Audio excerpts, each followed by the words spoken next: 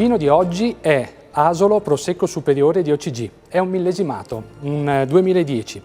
L'azienda è la Cantina Sociale Montelliana e dei Colli Asolani. Siamo a Montebelluna, un'espressività importante del nostro territorio in provincia di Treviso.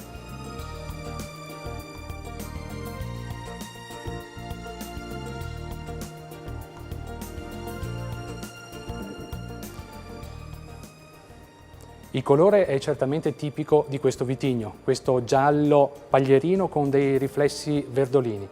Belle anche queste bollicine, sono fini, numerose, persistenti. Proviamolo al naso. Al naso è delizioso, estrema fragranza, queste note certamente legate al mondo della frutta e al mondo dei fiori. La pera, la mela, certamente alcune note vegetali finali con muschio leggero finale e presenza di lieviti, belli ed eleganti. Proviamolo in bocca.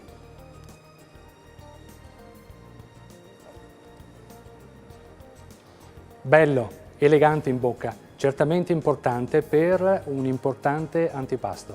Direi un brindisi tra amici assaggiando assieme delle verdure fritte. Evviva!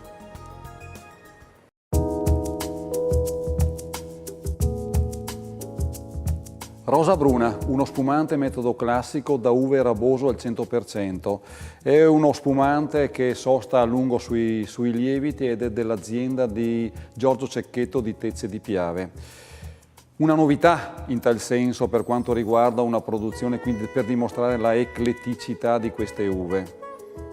Dal colore rosa cupo, buccia di cipolla, centrato, evidente, quindi molto elegante questo colore. Del resto è anche vero che se osservo le bollicine sono persistenti, fini, piacevoli da notare per questa lunga sosta sui lieviti.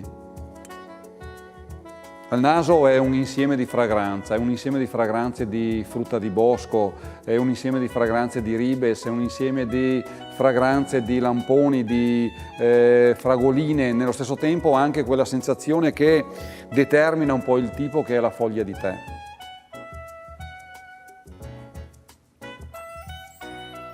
Al palato evidenzia la sua eleganza, vivace, sapido, asciutto, con una sensazione finale che trasferisce al retrogusto proprio queste caratteristiche dei frutti di bosco. Io direi di accompagnarlo con dei paccheri alle melanzane o perlomeno anche con delle tagliate di tonno all'aceto balsamico.